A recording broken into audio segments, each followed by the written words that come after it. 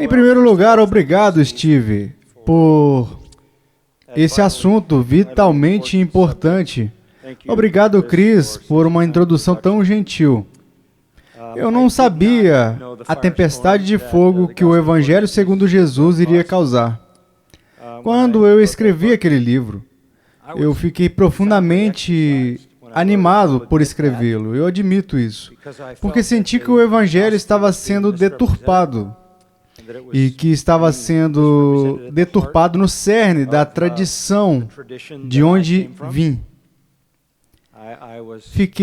Eu fiquei chocado com a deturpação do Evangelho, que eu senti que estava vindo do seminário que era o bastião da minha própria herança.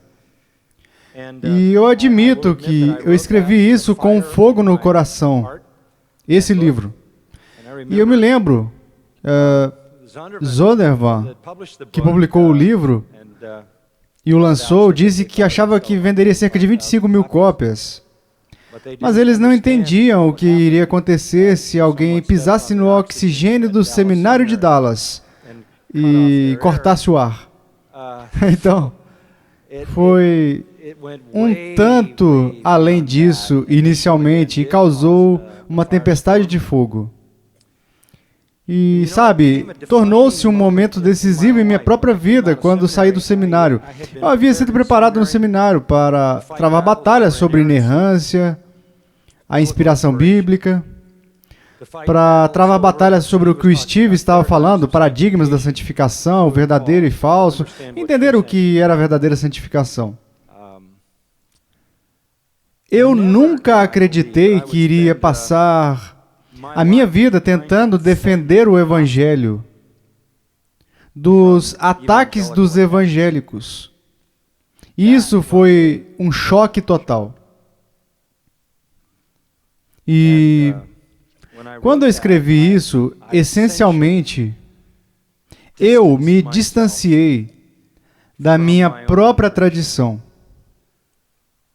E terminei, por um momento, no processo disso, como uma alma perdida, até que ao estudar, a fim de escrever esse mesmo livro, eu pude dizer, abracei completamente, com toda a paixão do coração, a teologia reformada.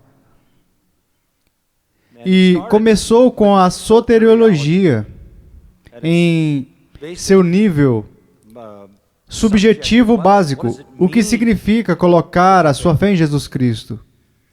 E aí não parou. Esse foi o Evangelho segundo Jesus. Depois escrevi a resposta para toda a reação, chamada o Evangelho segundo os apóstolos. E então veio a vergonha do Evangelho e o mesmo esforço para esclarecer o Evangelho. Então veio difícil crer e agora escravo. E eu continuo tentando abordar o fato de que os evangélicos não estão representando corretamente o Evangelho. Como podemos, depois de todos esses anos, não conseguir isso? Essa parece ser a realidade disso. Eu sou muito grato que o Senhor, em sua maravilhosa providência e graça, simplesmente me misturou a este movimento, ao mesmo tempo em que você está vindo e alguns outros estavam vindo, e Jim Boyce estava criando o perfil de todas essas coisas, e, sabe, isso era totalmente novo na categoria de onde eu vim. Abordar um assunto como esse naquele nível e fazer essa abordagem. E eu precisava de novos companheiros. E por isso, obrigado. Um dos pregadores mais proeminentes da América, que todos vocês devem saber quem é, ele me ligou e disse, eu tenho que me encontrar com você imediatamente. Claro, eu ficaria feliz em fazer isso. Vamos almoçar, e ele disse, você dividiu o corpo de Cristo de uma maneira massiva ao escrever aquele livro. E eu apenas perguntei a ele, é verdade? Se não for verdade, então escreva uma resposta. Diga-me onde não está a verdade. Mas o ponto que ele estava apontando era o que eu sentia, que havia uma alienação imediata. Mas está tudo bem. Isso é algo que nós temos que acertar. Isso é algo que temos que acertar. Alguns de nós podem estar errados sobre o batismo. Isso Isso nós podemos ajustar. Agora vocês poderiam pensar. Vocês poderiam pensar que com o ataque massivo desta grande obra que está saindo das mentes reformadas, que as questões seriam resolvidas, que todos iriam embarcar nessa. E como o Steve disse, você finalmente iria ver, e depois veria em todos os lugares, a soberania de Deus na graciosa obra da salvação. Mas ainda temos que batalhar e lutar. E há batalhas a travar neste nível básico e fundamental, em torno do Evangelho. E uma das batalhas é crer ou não. A necessidade de crer no Evangelho de Jesus Cristo para ser salvo. Há muito movimento no evangelicalismo para defender a ideia de que você não precisa crer no Evangelho para ser salvo. A mensagem do cristianismo sempre foi a mensagem da fé em Cristo. O conteúdo disso, objetivamente, encontra-se nos fatos evangélicos da história registrados nas Escrituras. Sempre afirmamos isso. Esse tem sido o cerne do verdadeiro entendimento bíblico desde o Novo Testamento. Os verdadeiros cristãos sempre acreditaram que a única maneira de os pecadores serem resgatados do inferno eterno é crendo no Evangelho, reconhecendo a Cristo. Durante séculos, os cristãos deram suas vidas e derramaram seu sangue para tornar essa mensagem conhecida. Durante séculos, eles gastaram suas fortunas para enviar missionários aos cantos mais extremos do mundo, que em muitos casos, eles deram suas vidas lá, seja na vida ou na morte, para levar a única mensagem que salva, além da qual ninguém pode ser salvo. Isto é o que temos crido. A salvação vem apenas para aqueles que creem na verdade a respeito de Jesus Cristo, na sua pessoa e sua obra. E aqui está esta ironia, realmente patética, que no nosso tempo, com maiores meios do que nunca para proclamar o Evangelho até os confins da terra, a igreja ficou confusa se isso é mesmo necessário.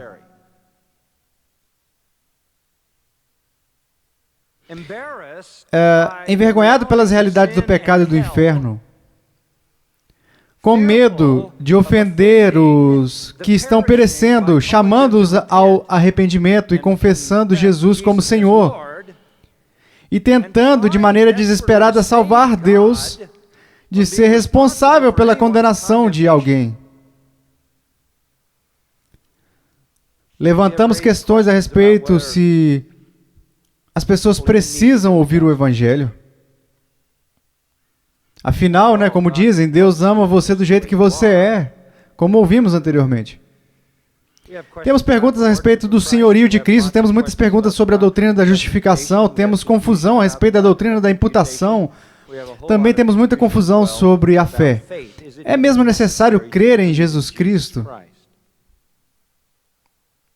Portanto, a pergunta que eu recebi nesta sessão é: as pessoas precisam ouvir o Evangelho e crer nele para serem salvas? A resposta bíblica é sim. Sim. E é nisso que sempre acreditamos. E é isso que sempre pregamos e entregamos nossas vidas, geração após geração, para proclamar. No entanto, temos algumas ideias novas. Eu vou apenas dar a vocês talvez algumas categorias, e então talvez algumas pessoas para definir um pouco. Há um movimento que se enquadra sob o título Teologia Natural. Vocês devem ter lido um pouco a respeito disso. E a teologia natural sugere que um homem tem poderes naturais de raciocínio para se aproximar de Deus, sem a Bíblia e sem o Evangelho. Ele é capaz de saber o suficiente sobre Deus para satisfazer uma espécie de requisito mínimo divino. sem as Escrituras. Uma fonte disso nós podemos entender, eu tirei do LA Times. O Papa, interpretando o Concílio Vaticano II, diz, e eu cito a seguir: o Evangelho nos ensina que aqueles que vivem de acordo com as bem-aventuranças e que suportam com amor os sofrimentos da vida, entrarão no reino de Deus. Fecho aspas. Podemos admitir que os católicos acreditariam nisso. O ensino bíblico que a salvação só vem em resposta à fé em Jesus Cristo é rejeitado. É rejeitado como excessivamente cruel. E os pagãos são salvos se apenas viverem uma vida boa e forem sinceros. E como Peter Griffith tentou dizer em Ecumenical Jihad, são essencialmente monoteístas. Na verdade, Peter Griffith diz nesse livro, endossado por Chuck Colson e Jim Packer, que mesmo os ateus estarão no céu se procurarem descobrir se de fato há um Deus. Portanto, não se surpreenda, diz Peter Griffith, se você entrar no céu e ver hindus, muçulmanos. Na verdade, ele disse que os muçulmanos, em sua maioria, são melhores cristãos do que os cristãos. O livro é Ecumenical Jihad, endossado por J.I. Packer e Charles Colson na contracapa, tá? Houve uma entrevista interessante. Uma entrevista muito interessante no Hour of Power, o meu programa de televisão favorito. Eu mudo do Arcis Pro para Robert Schuller com frequência. Em uma transmissão da Hour of Power, isso foi em 1997, e eu pedi a transcrição porque eu fiquei muito surpreso com isso. O convidado era Billy Graham. Billy Graham, o principal evangelista do mundo. Billy Graham estava tendo uma conversa com Robert Schuller, e aqui está a conversa. O Sr. Graham disse: acho que todos que amam a Cristo ou conhecem a Cristo, quer estejam conscientes disso ou não, são membros do corpo de Cristo. Se eles vêm do mundo muçulmano, do mundo budista, ou do mundo cristão, ou do mundo dos incrédulos, eles são membros do corpo de Cristo porque foram chamados por Deus.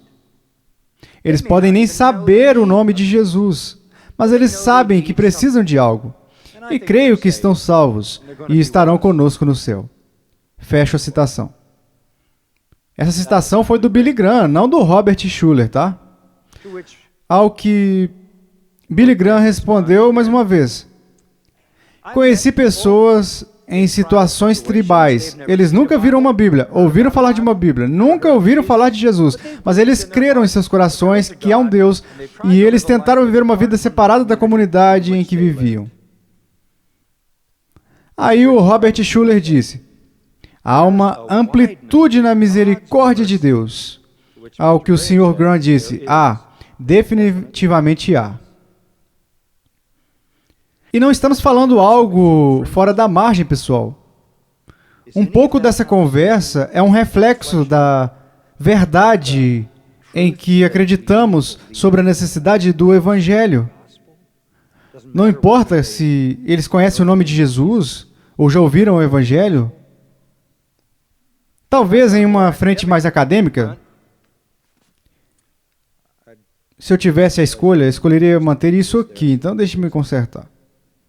Se formos em uma frente mais acadêmica, encontramos um homem que, ao longo dos anos, se metamorfoseou continuamente pelo nome de Clark Pinnock. E cito dele: quando nos aproximamos do homem de fé, ele começou como evangélico. Quando nos aproximamos do homem de fé, que não seja a nossa própria fé, será com um espírito de expectativa para descobrir como Deus tem falado com ele. E que nova compreensão da graça e do amor de Deus podemos descobrir neste encontro. Pinnock continua dizendo, a nossa tarefa ao abordar outro povo, outra cultura, outra religião, é tirar os sapatos, porque o lugar para o qual estamos nos aproximando é um solo sagrado. Podemos esquecer que Deus estava lá antes da nossa chegada. Fecho a citação. Então Pinnock disse o seguinte, Deus tem mais coisas acontecendo por meio da redenção do que aconteceu na Palestina do primeiro século.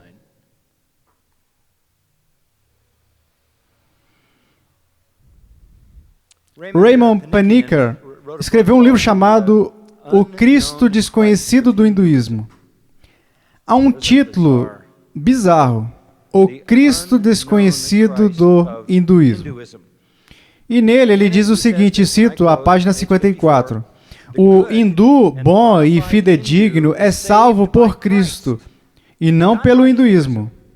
Mas é através dos sacramentos do hinduísmo, através da mensagem de moralidade e de vida boa, que a mística que desce até ele, através do hinduísmo, se torna a mística pela qual Cristo salva aquele hindu. Um popular pastor carismático da televisão no Texas, John Hagee, diz que os judeus não precisam crer em Cristo, eles não precisam acreditar no Evangelho, eles podem ser salvos por outros meios. E ele defende isso o tempo todo. Um livro escrito há alguns anos e publicado pela Moody Press chamado Totally Saved, escrito pelo Dr. Tony Evans, diz que as pessoas que nunca ouviram o Evangelho serão salvas por serem transdispensacionalizadas. Ele inventou essa palavra.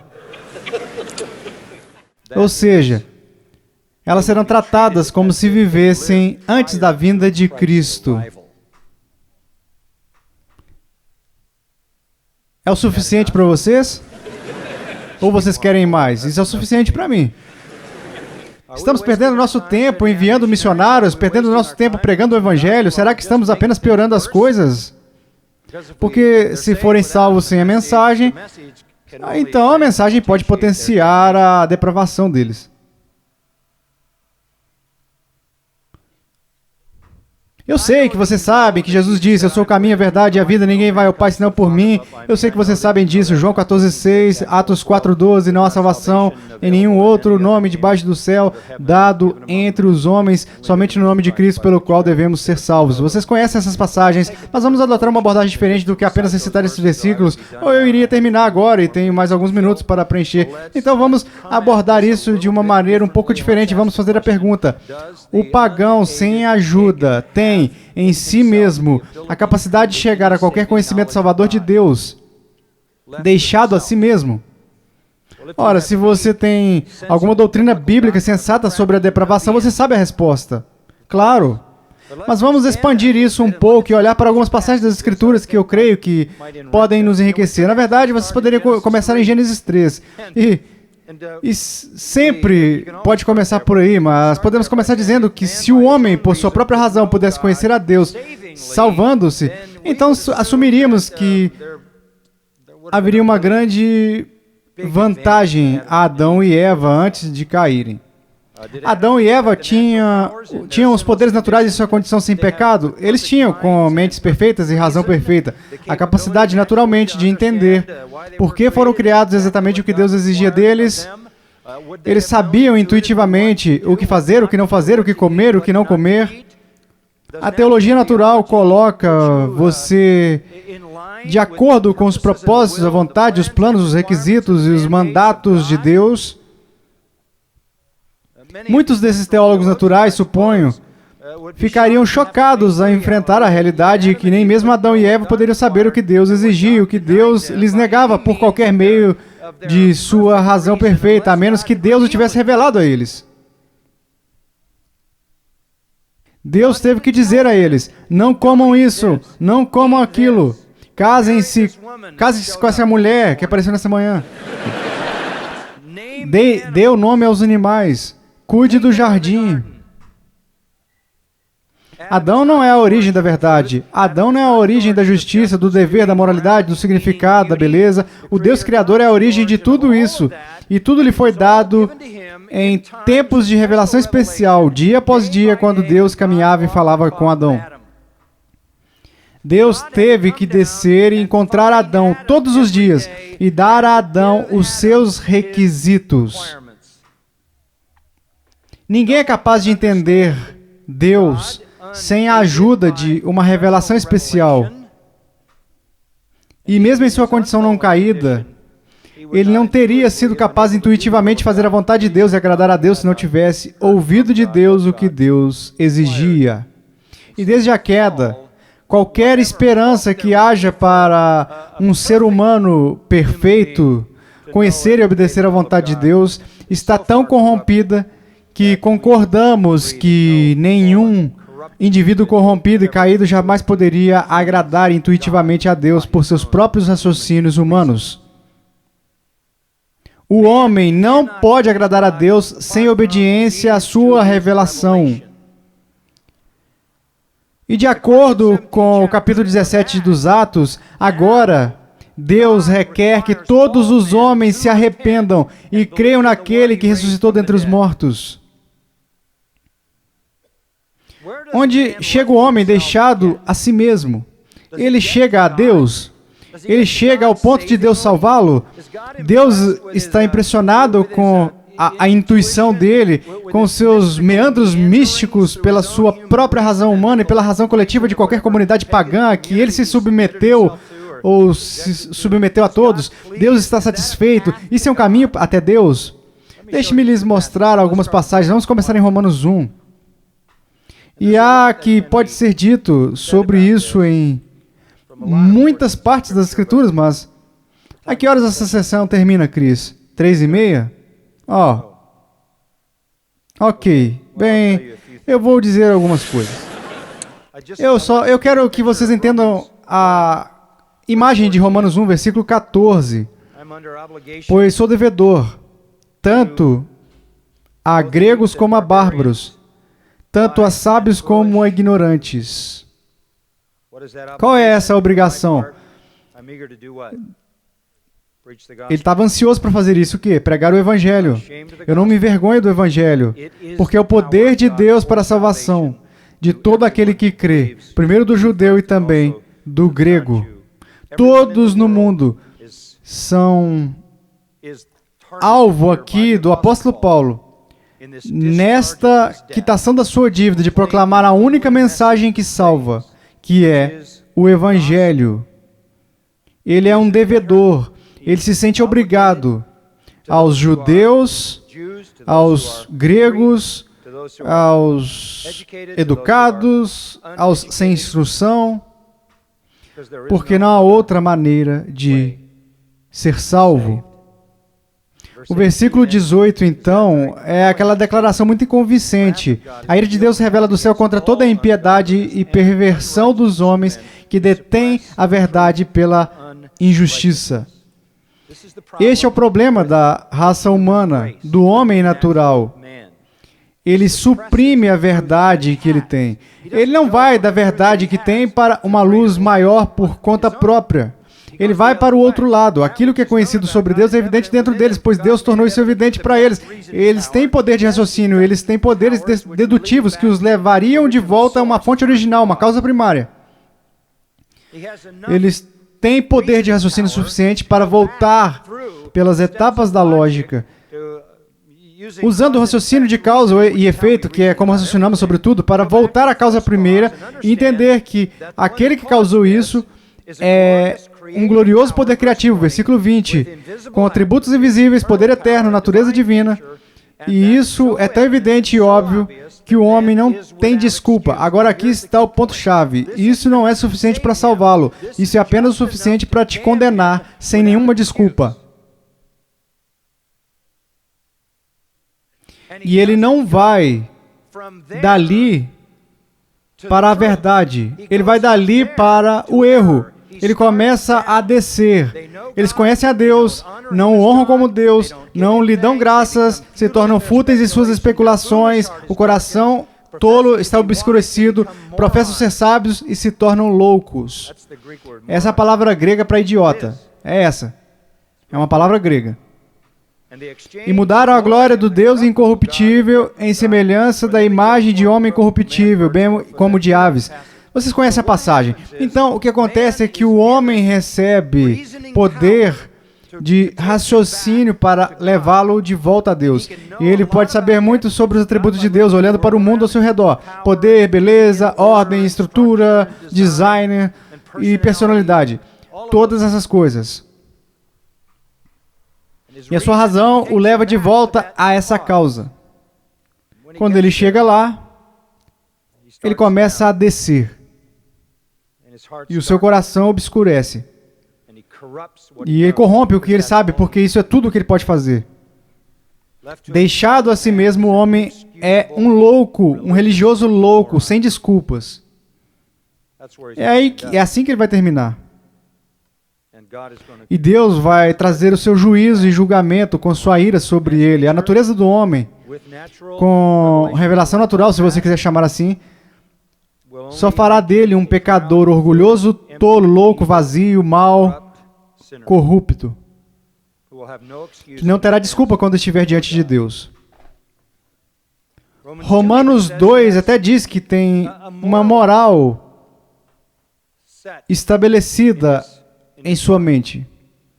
Ele tem uma estrutura de moralidade, a lei de Deus escrita em seu coração. Mas até os judeus, com a lei de Deus escrita em seus corações e a lei de Deus escrita nas Escrituras, foram julgados e condenados. Assim, o homem entrega a si mesmo, apenas com seus poderes de auxiliados pela influência corporativa da comunidade de pagãos ao seu redor, acabará como um louco, sem desculpas, que desenvolve uma falsa religião. Ora, para entender melhor isso, estamos indo bem rápido, porque eu quero passar por alguns deles. 1 Coríntios capítulo 1. E haverá outros poucos, então mantenha a Bíblia na mão. 1 Coríntios capítulo 1. Aqui temos outra iluminação bem importante sobre uma categoria de pessoas. No versículo 18, há duas categorias de pessoas aqui.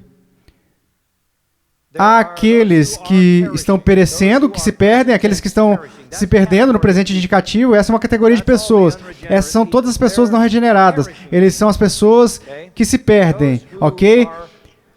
Para os que se perdem. E há o outro grupo mencionado no versículo 18.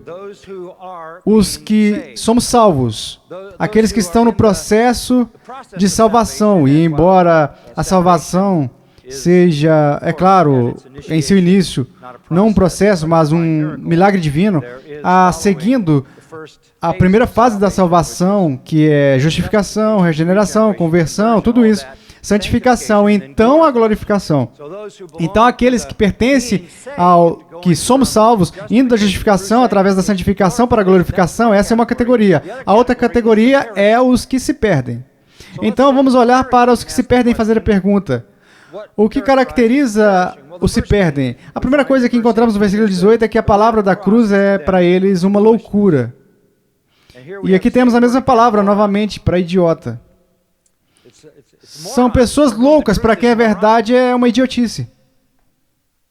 Eles rejeitam o Evangelho, eles rejeitam a palavra da cruz, que é o Evangelho, eles rejeitam o Evangelho. Isso é categoricamente verdade. Pessoas que perecem rejeitam o Evangelho.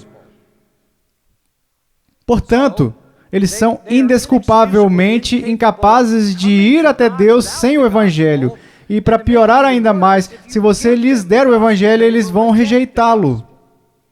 Por que eles fazem isso? Porque a mensagem é inaceitável, é loucura para eles, está abaixo deles. Eles riram do apóstolo Paulo, eles zombaram dele. Ele pregou Cristo o tempo todo. E eles não se impressionaram com ele. A sua presença foi inexpressiva e o seu discurso foi desprezível. E tudo o que ele fez foi pregar o Evangelho. Assim, a categoria de pessoas que se perdem são os tolos, idiotas espirituais, os religiosos sem perdão, que mesmo quando ouvem o Evangelho, o rejeitam, porque a mensagem é inaceitável, é loucura, é irracional. Não é uma mensagem racional. Esta expiação substitutiva, esta salvação por um judeu crucificado. Veja, Paulo passou por momentos horríveis tentando comunicar aquela mensagem com todo o restante da igreja primitiva no mundo gentil, não foi? Você pode ir aos Circos Máximos em Roma e encontrará os restos de uma incrível escultura em torno dos Circos Máximos. É uma escultura de uma figura crucificada com o corpo de um homem e a cabeça de um burro. E embaixo, as palavras Alexa menos, um homem se curvando. E as palavras Alexa menos, adora o seu Deus. Queria adorar um burro crucificado. Essa era a visão do mundo. Foi duro dizer ao mundo romano, um mundo onde todos queriam liberdade em um mundo de escravidão, que eles precisavam se tornar escravos de um judeu crucificado. Essa é uma tarefa difícil. A mensagem toda era tolice para eles. Mas não é apenas irracional e inatingível. Versículo 19. E aqui ele pega algo emprestado de Isaías 29. Pois está escrito, destruirei a sabedoria dos sábios e aniquilarei a inteligência dos instruídos. Onde está o sábio? Onde o escriba? Onde o inquiridor deste século? Porventura não tornou Deus louca a sabedoria do mundo, visto como na sabedoria de Deus o mundo não o conheceu por sua própria sabedoria. Você não pode chegar a Deus por esse caminho. Não pode ser assim. Por outro lado, Deus aprove a Deus salvar os que creem pela loucura da pregação. Amigos, essa é a grande comissão. Em palavras diferentes, a única esperança de salvação é através da pregação, da mensagem, da palavra, da cruz, do ouvir e do crer.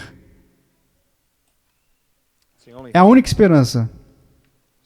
Portanto, eles tinham uma mensagem irracional. Eles tinham uma mensagem que era inatingível da perspectiva humana. A mensagem é irracional. A mensagem é inatingível. E para tornar as coisas mais difíceis, no versículos 26 e 28, diz que as pessoas que estão pregando não são dignas de serem citadas, não são nobres, são tolos, fracos, desprezados, que significa pessoas que são absolutamente ninguém, como ninguém. Você tem uma mensagem racional e sobre a salvação em alguém que afirmava ser Deus e que foi crucificado pelos romanos, rejeitado pelo povo que veio salvar, os judeus. E que se supõe ser o Deus do universo e o único Salvador, isso não é razoável. Pior ainda, é inatingível. Pior ainda, seus pregadores são comuns, inexpressivos e fora de moda. Vá para o capítulo 2, é onde ele diz: eu estava com vocês na fraqueza, no medo. A minha mensagem, a minha pregação não consistia em palavras persuasivas de sabedoria, mas no poder do Espírito. Então, como alguém vai crer? Quer dizer, isso é impossível. Não apenas é impossível para o não regenerado ser salvo sem o Evangelho. É impossível para o não regenerado ser salvo com o Evangelho. Eles não podem chegar lá sem isso. E por conta própria, você está pronto para isso? Eles não podem chegar lá com isso. Mas Paulo diz, eu continuo pregando. Por que você continua pregando isso, Paulo? Por que você continua pregando? A resposta dele vem nos versículos 30 e 31 do capítulo 1. Porque eu amo isso. Se você ainda não viu a soberania de Deus antes, veja agora. Mas vós sois dele, em Cristo Jesus. A única maneira de alguém ser salvo é por aquilo que ele faz, o qual se tornou da parte de Deus sabedoria, justiça, santificação e redenção, para que, como está escrito, aquele que se glorie, glorie-se no Senhor. Glorie-se no Senhor. O Senhor projetou dessa maneira para que ele receba o quê? Toda a glória. toda a glória. Paulo diz no capítulo 2, veja, eu prego da maneira que eu prego para que a vossa fé não se apoiasse em sabedoria humana. O quê? Mas apoiar o quê? No poder de Deus. Portanto, as pessoas na categoria dos que se perdem, o mundo dos incrédulos, não serão salvas por conta própria sem o Evangelho. Eles nem mesmo serão salvos por conta própria com o Evangelho, mas eles não serão salvos sem o Evangelho. Mas quando forem salvos com o Evangelho, serão salvos pelo poder de Deus que os salva. Para acrescentar ao mesmo tipo de pensamento, desça para o capítulo 2 de 1 Coríntios, versículo 11. Porque qual dos homens sabe as coisas do homem, senão o seu próprio espírito, que nele está? Assim também as coisas de Deus, ninguém as conhece, senão o Espírito de Deus. Eu tenho notícias para vocês. Vocês não têm ideia do que Deus pensa. Isso é ridículo. Algum cara em algum lugar do mundo, por sua própria intuição mística, vai discernir a mente de Deus sem chance. A sua mente é tão corrupta que ele pensa como um ser humano caído, corrupto e ímpio. E Deus não pensa assim. Portanto, o apóstolo Paulo diz, o único que conhece os pensamentos de Deus é o Espírito de Deus. Então, a única maneira de sabermos o que Deus pensa, o que Deus deseja e o que Deus requer, é se isso for revelado a nós. Portanto, não recebemos o Espírito do mundo, mas o Espírito que vem de Deus, para que possamos conhecer as coisas que nos são dadas gratuitamente por Deus, as quais também falamos, não em palavras humanas, nem em sabedoria humana, mas as ensinamos pelo Espírito, combinando com pensamentos espirituais, com palavras espirituais. Deixe-me falar algo aqui. Qualquer pensamento espiritual não conectado a uma palavra espiritual na Escritura está errado. Pensamentos espirituais vêm de palavras espirituais. Isso está falando sobre a revelação da Sagrada Escritura. O versículo 16 diz, temos a mente de Cristo. Isso não é uma experiência mística, isso não é intuitivo. Essa é a Escritura. Temos a mente de Cristo, a mente de Deus, revelada pelo Espírito Santo. E somente por isso podemos saber o que Deus deseja, o que Deus exige, o que Deus demanda. O homem natural, voltamos à teologia natural, versículo 14, não aceita as coisas do Espírito de Deus. Voltamos à mesma palavra, né? Para eles, são tolices. Eles não conseguem entender isso. Eles são avaliados espiritualmente, estão mortos e cegos. Além da revelação das Escrituras, abrangendo o Evangelho de Jesus Cristo, ninguém no natural pode encontrar o caminho para Deus. Todo o melhor da sabedoria humana leva à falsa religião e à ignorância, pela qual, como vimos em Romanos 1, eles professam ser sábios e se autodenominam PhDs. Vá para 2 Coríntios, capítulo 10. Mais alguns minutos aqui. 2 Coríntios, capítulo 10. Falando sobre o dia da guerra espiritual, muitas pessoas falam sobre isso e acham que significa perseguir demônios e dizer a eles o que fazer. Você realmente não quer fazer isso.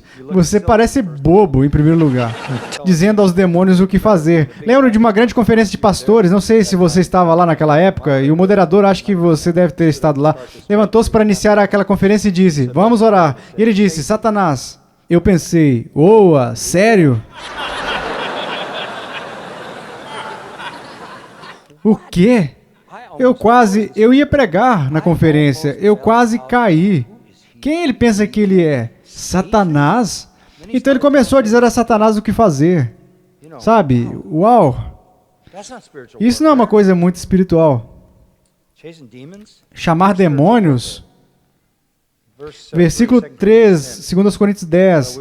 Embora andando na carne, e não estamos falando sobre pecado, somos humanos. Isso está falando sobre o ministério, como Paulo ministrou. Sabe, nós somos humanos, mas não guerreamos segundo a carne, não usamos as armas humanas, ok? Não há armas humanas que vão funcionar.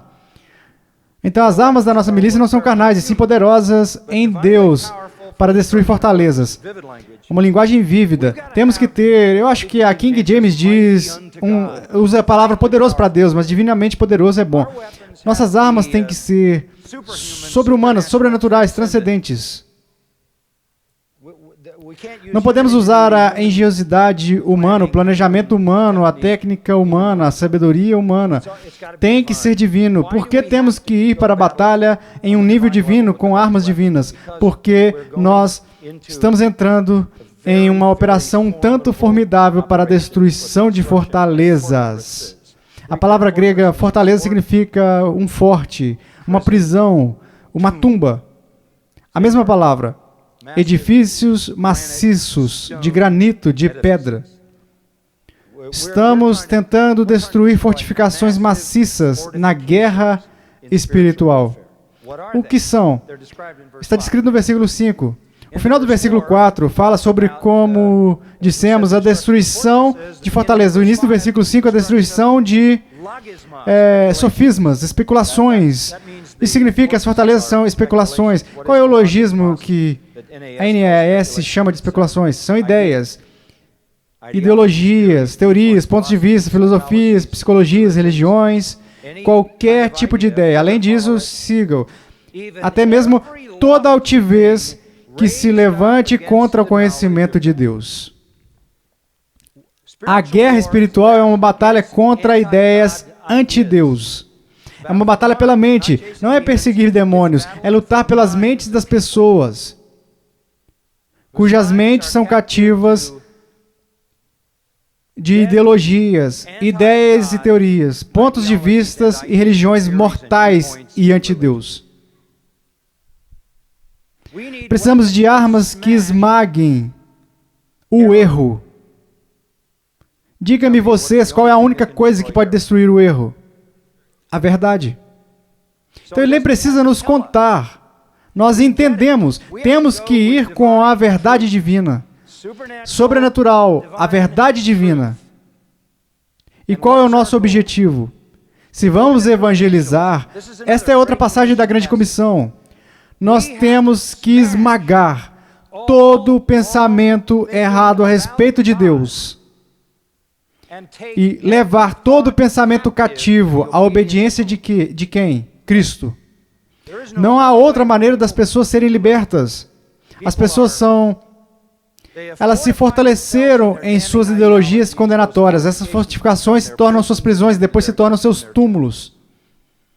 Se quisermos resgatar as pessoas, temos que destruir essas ideologias, substituí-las pela verdade sobre Cristo e chamá-las à obediência a Ele, levando todo o pensamento cativo à obediência de Cristo. Não importa como você chega a isso na Bíblia, você sempre acaba com a necessidade de proclamar a verdade a respeito de Cristo. Essa é a única coisa que liberta as pessoas da prisão em que suas ideologias condenatórias as prendem. Volte a 1 Coríntios por um momento. Podemos não passar das cartas de Paulo aos Coríntios, mas há uma outra passagem formidável para marcar aqui. E ela está baseada em Deuteronômio 22 e no Salmo 106. Mas é 1 Coríntios 10, 19. Paulo está falando sobre todo esse problema da comida ser oferecida aos ídolos. No versículo ele diz que um ídolo não é nada. Não, um ídolo não é nada. Não concordamos com isso. Isso é uma invenção fabricada. Mas uma coisa importante entender é, quando as pessoas sacrificam aos ídolos, quando adoram os seus ídolos, seus falsos deuses, podemos dizer que isso é o melhor que podem fazer, e essa é a maior revelação que têm, e estão tentando o seu melhor, e Deus vai aceitar isso? Que Ele irá aceitar isso como adoração a Ele? Porque eles não sabem nada melhor do que isso. Ele vai dizer, ok, vocês estão tentando fazer a melhor adoração, e eu vou deixar isso ser um substituto para mim. Eu não creio nisso. Versículo 20. Antes digo que as coisas que eles sacrificam é o quê? A quem? Sim, é a demônios. Isso é adoração demoníaca. Isso é o que os hindus fazem. É isso que as testemunhas de Jeová fazem. Isso é o que os mormons fazem. Eles adoram demônios, não a Deus. É aí que você vai com a teologia natural. É aí que você vai com esse tipo de pensamento. Você acaba adorando demônios todas as vezes. Demônios. Adoração demoníaca. Quando eu estava na Rússia, eu estava reunido com um grupo em uma sessão fechada, todos os principais pastores das igrejas evangélicas na Rússia, e eles disseram, porque eles não tiveram muito treinamento, eles disseram, Alá não é o mesmo que Jeová Deus? E eu não sabia que a pergunta iria surgir, eu disse, não é. Aqueles que adoram Alá adoram demônios. Não existe Alá. Al-Ilá, Deus. Não há Alá como Deus. Há apenas os demônios que personificam Ele. A teologia natural levará você a adorar demônios. E diante de Deus não haverá desculpas. A única maneira de ser salvo é por meio do Evangelho de Jesus Cristo. Por que você acha que Jesus disse, ide por todo mundo e pregai o Evangelho a toda criatura? Essa é a única maneira. Eu gostaria de ter tempo para falar sobre Romanos 10. Essa foi a melhor parte dessa mensagem. Uau! Você tomou todo o meu tempo, Steve. Não, eu não posso fazer isso. Eu tenho que pegar um avião, eu tenho que pregar na igreja amanhã. Veja, Romanos 10. Vamos resumir. Todo aquele que invocar o Senhor será salvo. Como eles o invocam? Como eles o invocarão se não o ouviram? Você precisa de mais? Como eles podem ouvir se não tem quem prega? Como eles irão ter um pregador, a menos que sejam enviados? Isso não é uma cirurgia cerebral. É por isso que fazemos isso há 2000 anos, enviando pregadores até os confins da terra, certo? Porque a fé salvadora vem pelo ouvir a mensagem a respeito de Cristo.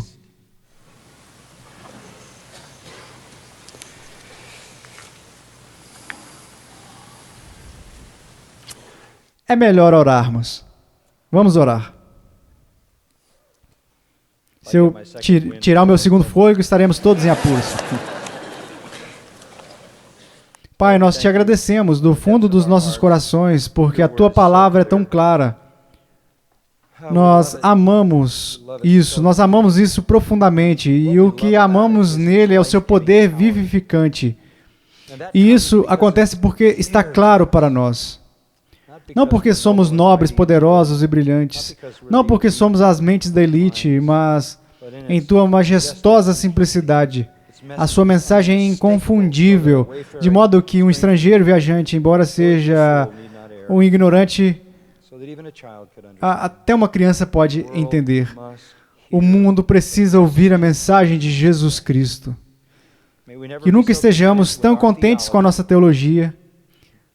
Nunca sejamos tão contentes com o nosso privilégio de sermos salvos pela graça soberana, a ponto de nos esquecermos que o nosso grande Deus não apenas nos salvou, nos escolheu, mas também nos escolheu para sermos o meio pelo qual Ele salvará os outros. Torna-nos fiéis na proclamação do glorioso Evangelho de Cristo, para sua honra e glória, para todos sempre, e todos digam amém.